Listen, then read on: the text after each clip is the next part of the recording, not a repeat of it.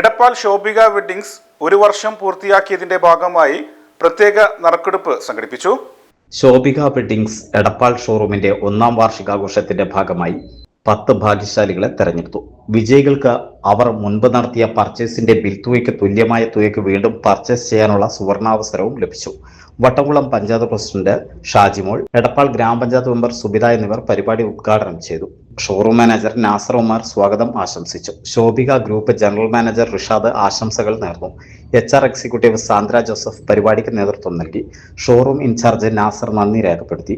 Shobhika weddings director Shamsuddin കലിൽ ചടങ്ങിൽ സന്നിഹിതനായിരുന്നു. എടപ്പാളിലെ ജനങ്ങൾ ശോഭിക വെഡ്ഡിങ്സിനെ ഇരുകൈയും നീട്ടി സ്വീകരിച്ചതിന് നന്ദി അറിയിച്ച ഷോറൂം മാനേജർ നാസർ സ്ഥാപനത്തിന്റെ എല്ലാ സന്തോഷങ്ങളിലും കസ്റ്റമേഴ്സും പങ്കാളികളാണെന്ന് വ്യക്തമാക്കി.